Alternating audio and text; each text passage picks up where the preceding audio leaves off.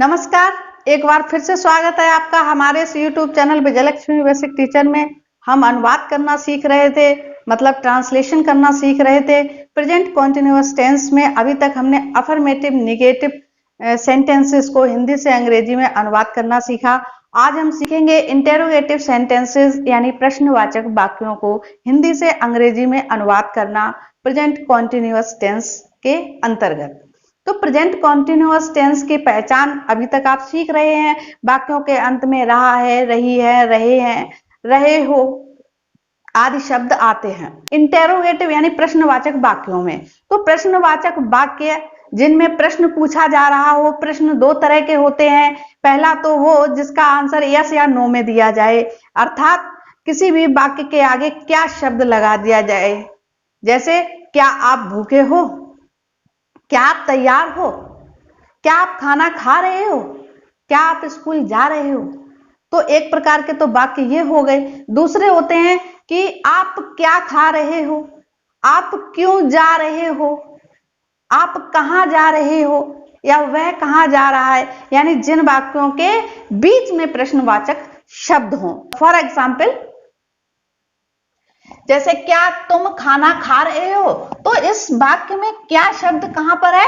वाक्य के शुरुआत में, आरंभ में है। अब हमने यहां पर लिखा है वह क्यों खा रहा है, तो ये प्रश्नवाचक शब्द कहां है? वाक्य के बीच में है। तो इस तरह के जब वाक्य आपको मिलते हैं, इस तरह के वाक्यों को कहते हैं प्रश्नवाचक वाक्य। तो इनको अनुवाद करने के लिए प्रेजेंट कॉन्टिन्यूअस टेंस में जो इंटेरोगेटिव सेंटेंसेस यानी प्रश्नवाचक वाक्यों का जो पैटर्न होगा, स्ट्रक्चर होगा, हिंदी से अंग्रेजी में अनुवाद करने के लिए वो इस तरह से होगा। यदि क्या शब्द वाक्य के आरंभ में हो तो देखिए स्ट्रक्चर कैसा होता है। सबसे पहले तो आप लगाएंगे हेल्पिंग वर्ब, हेल्पिंग वर्ब। ठीक उसके तुरंत बाद आप लगाओगे सब्जेक्ट, और उसके बाद वर्ब की फर्स्ट फॉर्म, वर्ब की फर्स्ट फॉर्म प्लस आईएनजी। चूंकि इसमें रहा रही रहे हैं ये शब्द लगे होते हैं, तो इसमें वर्ब की फर्स्ट फॉर्म में आप, यानी वर्ब की फर्स्ट फॉर्म क्या होती है? जो बेस फॉर्म होती है किसी भी क्रिया का जो मीनिंग होगा वो होती है वर्ब की फर्स्ट फॉर्म। तो इसमें आईएनजी लगाएंगे और ठीक इसके बाद आप लिखेंगे ऑब्जेक्ट। और इनके अलावा जैसे कि आज, वहां, यहां, ऑन द रोड, है ना, इस तरह के जो शब्द आते हैं उसको कहते हैं अदर वर्ड, अदर वर्ड्स। इनको हम लास्ट में लिखते हैं। इसको एक बार इसी पैटर्न को आप हिंदी में भी समझ लीजिए। हेल्पिंग वर्ब जिसे हम कहते हैं सहायक क्रिया, सहायक क्रिया। अब चूंकि ये प्रेजेंट कॉन्टिन्यूअस टेंस है तो इसमें सहायक क्रिया कौन कौन सी है? इज, एम और आर। करेक्ट। ठीक उसके बाद आप क्या लगाओगे?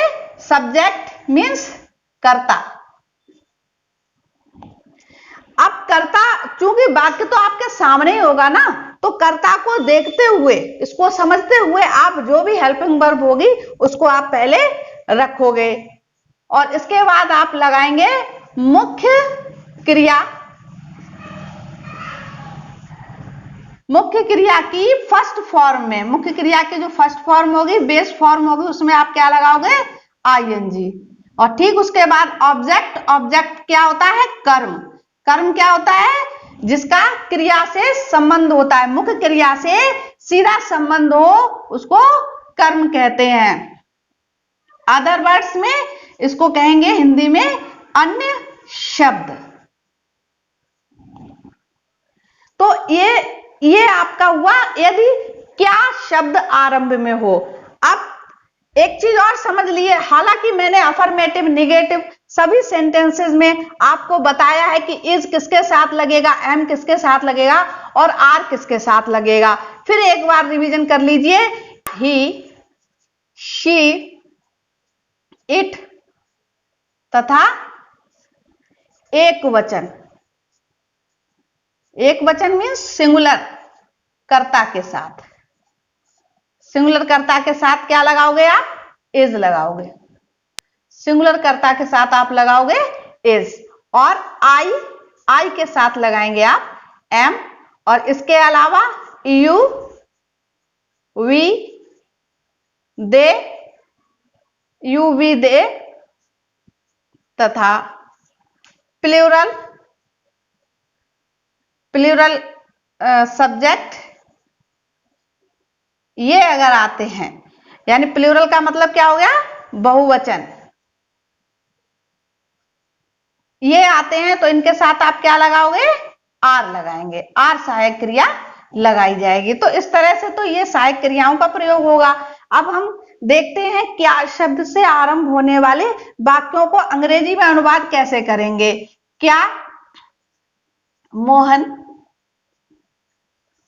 विद्यालय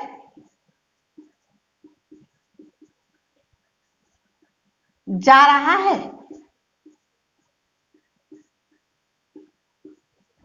है ना? तो मोहन कौन है? मोहन सिंगुलर पर्सन है, ये किसी का नाम है। जैसे ही, शी, इट एक वचन करता। इसमें आप ये भी जोड़ लीजिए नेम।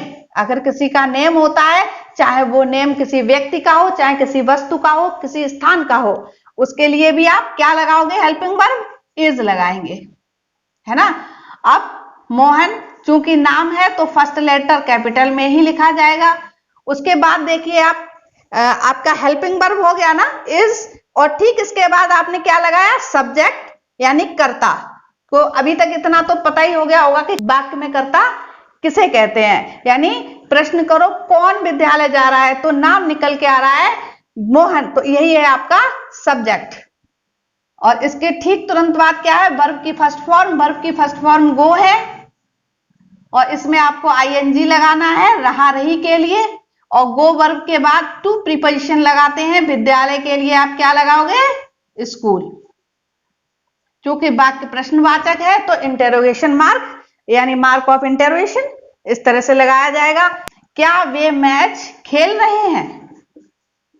खेल रहे हैं। वे क्या है? प्लूरल है ना? आप इसको चाहो तो यहां पर लिखिए, लेकिन हेल्पिंग वर्ब यहां आएगी। यानी वे प्लूरल है तो बहुवचन है, ये सब्जेक्ट, तो इसके लिए आपको हेल्पिंग वर्ब क्या लगानी है? आर। आर दे, और खेलने का वर्ब क्या होता है? प्ले, और इसमें आईएनजी लगेगा। और क्या क्या खेल रहे हैं, है ना? ऑब्जेक्ट आपका क्या है? मैच। इस तरह से इंटरोगेशन मार्क। क्या आज वर्षा हो रही है?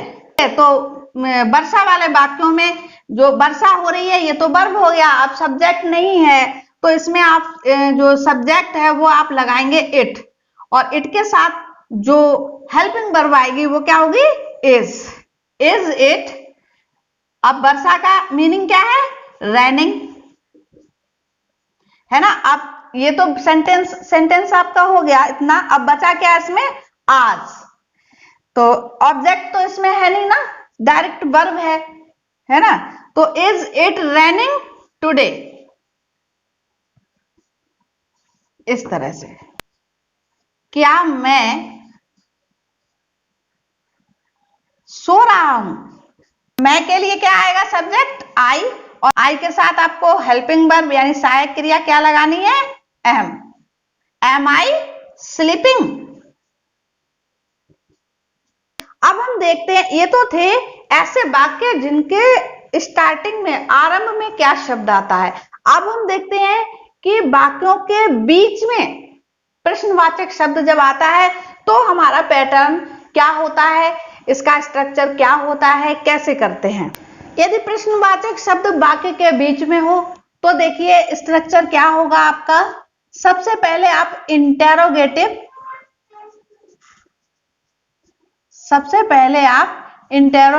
वर्ड जो सेंटेंस में यानी वाक्य में जो आया होगा उसको आप रखेंगे। उसके ठीक तुरंत बाद आप हेल्पिंग वर्ब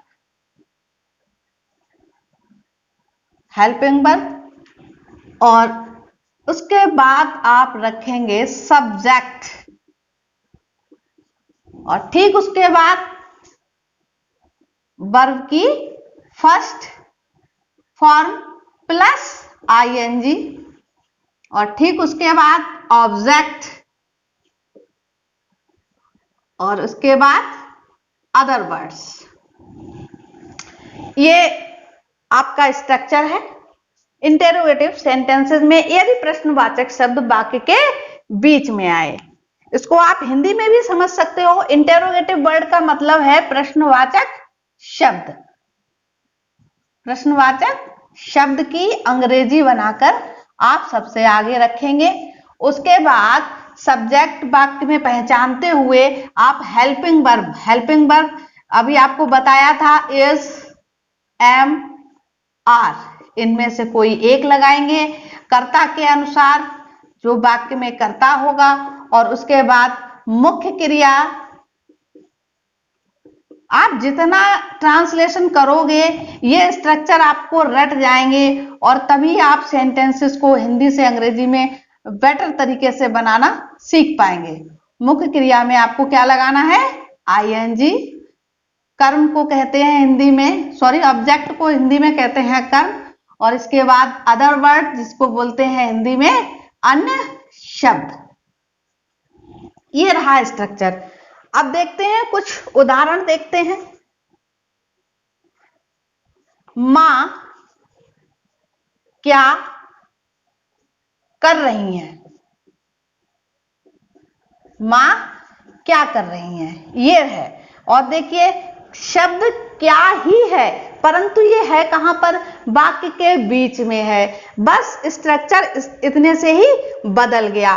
तो आप सबसे पहले तो क्या लगाएंगे? व्हाट, यानी कि प्रश्नवाचक ये शब्द यानी इंटेरोगेटिव ये वर्ड जो है इसको आपने इंग्लिश में चेंज किया और सबसे पहले रखा। उसके बाद आप हेल्पिंग वर्ब लगाएंगे तो किसके अकॉर्डिंग? सब्जेक्ट के अकॉर्डिंग। सब्जेक्ट इसमें कौन है? मां है। तो मां के लिए यहां पर क्या आएगा? इज आएगा, इज मदर।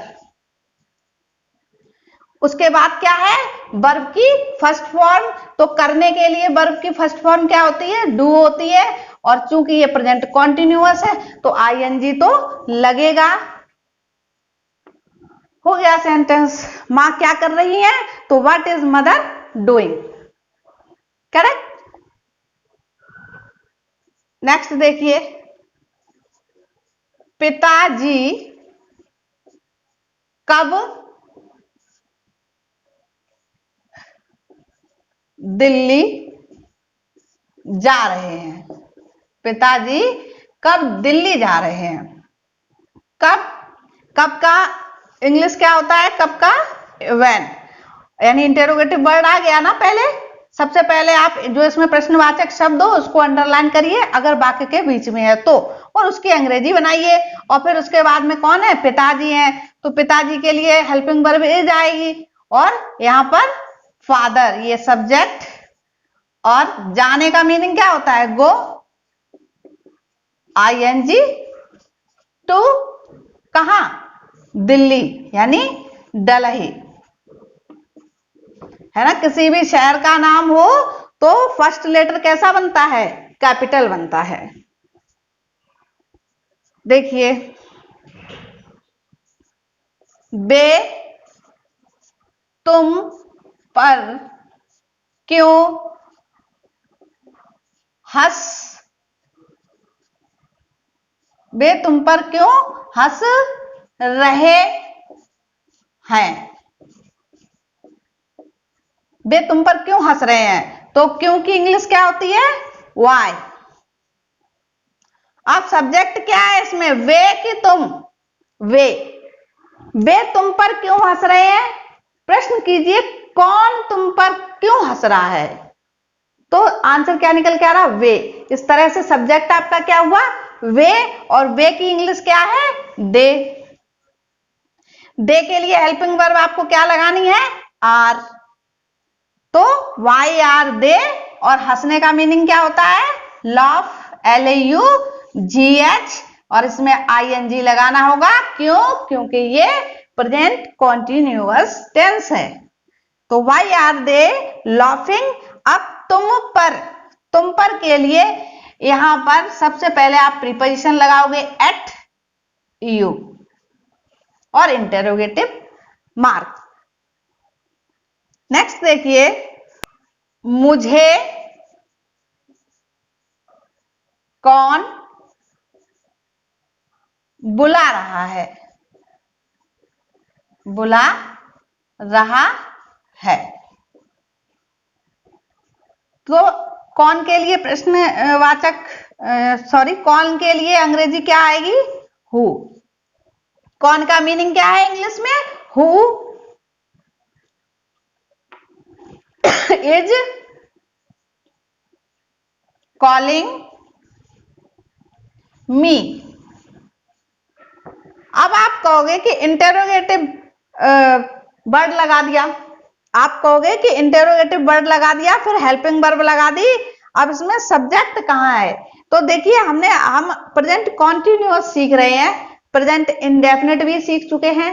तो उसमें हमने आपको बताया था, जब कौन शब्द हो, यानी कौन प्रश्नवाचक शब्द हो वाक्य में, तो कौन क्या है, ये इस तरह का वाक्य प्रश्नवाचक होते हुए भी अफर्मेटिव सेंटेंस की तरह बनता है। अफर्मेटिव में स्ट्रक्चर यही है ना, subject, helping verb, main verb की first form plus ING plus object. ठीक है, तो ये प्रश्नवाचक होते हुए भी ये किस तरह से बना, अफर्मेटिव सेंटेंस की तरह बना। बट प्रश्न पूछा जा रहा, तो ये प्रश्नवाचक शब्द ही है। तो ये विशेष ध्यान रखने वाली बात है कि जब वाक्य में कौन शब्द लगा हो, तो आपको सेंटेंस इस तरह से बनाना होगा, क्योंकि कौन प्रश्न जब हम करते हैं तभी तो हमारा सब्जेक्ट निकल के आता है ना। तो हम ना, जब सब्जेक्ट निकल के आता है, यानी सब्जेक्ट की जगह किसने ले ली, कौन प्रश्नवाचक शब्द ने ले ली। तो ये तो सेंटेंस ऐसे हैं जो वाक्यों के बीच में जब प्रश्नवाचक शब्द आता है, इस तरह से अनुवाद किए जाते हैं, ये इसका स्ट्रक्चर होता है। अब इसी सेंटेंसेस में सीखेंगे कि इंटेरोगेटिव, इधर देखिए, interrogative sentences and negative sentences. It means वाक्य प्रश्नवाचक भी हो और नकारात्मक भी हो। निगेटिव को हिंदी में क्या कहते हैं, नकारात्मक वाक्य। वाक्य प्रश्नवाचक भी हो और नकारात्मक भी हो, यानी प्रश्न भी पूछा जा रहा हो और नहीं भी लगा हो। जैसे, क्या वे गाना नहीं गा रहे हैं, नहीं गा रहे हैं। तो प्रश्न भी पूछा, क्या लगा दिया, और नहीं शब्द भी हो गया, है ना। तो इसके लिए आपको क्या करना है, कुछ ज्यादा नहीं करना है आपको, चूंकि इसमें क्या शब्द पहले लगा हुआ है, तो स्ट्रक्चर में आपको थोड़ा सा चेंज करना है। क्या करना है कि इंटेरोगेटिव वर्ड तो इसमें लगाना ही नहीं है, इसकी इंग्लिश आपको स्ट्रक्चर यहां से उठाना है, यानी हेल्पिंग वर्ब आपको पहले रखनी है। क्या करना है, हेल्पिंग वर्ब को वे शब्द है, तो हेल्पिंग वर्ब आपकी क्या आएगी, आर, दे। और नहीं के लिए सब्जेक्ट के तुरंत बाद आप क्या लगा दें, नॉट। बस इंटेरोगेटिव एंड नेगेटिव सेंटेंस हो, यानी वाक्य प्रश्नवाचक होते हुए नकारात्मक भी हो, बस सब्जेक्ट के तुरंत बाद नॉट लगा दे, यानी सब्जेक्ट और वर्ब की फर्स्ट फॉर्म के बीचों बीच यहां पर आपको क्या लगाना होगा, नॉट लगाना होगा। इतना करना है। तो आर दे नॉट, और गाना गाने का क्या होगा, सिंगिंग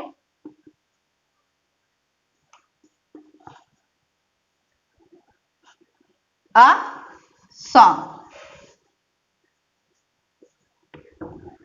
तो ये हो गया आपका इंटेरोगेटिव एंड निगेटिव सेंटेंसेस। अब देखते हैं एक सेंटेंस ऐसा भी जो जिसमें प्रश्नवाचक शब्द वाक्य के बीच में हो। वह उसे बैठक में क्यों नहीं बुला रहा है? तो क्यों की इंग्लिश क्या होगी? वाई। और वह सब्जेक्ट कौन है इसमें? वह, वाई इज ही, और वाक्य में नहीं लगा हुआ है, निगेटिव है, तो सब्जेक्ट के तुरंत बाद आप क्या लगाओगे? नॉट। बुलाने का मीनिंग क्या है? कॉल, और क्योंकि कॉन्टिन्यूअस है तो आईएनजी, और किसे? हिम। हिम क्या है? ऑब्जेक्ट है इसमें, यहां पर हमने हिम लगाया है, आप हर भी लगा सकते हो क्योंकि इस शब्द से ये पता नहीं चल रहा है कि ये हिम जो है वो किसी लड़की के लिए है या किसी लड़के के लिए है ना। वह उसे बैठक में क्यों नहीं बुला रहा है, तो आप हिम या हर कुछ भी यहां पर दोनों में से लगा सकते हो। इन प्रीपोजिशन लगेगा मे के लिए और द मीटिंग।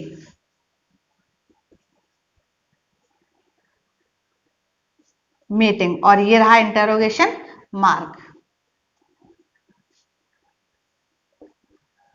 राधा पुस्तक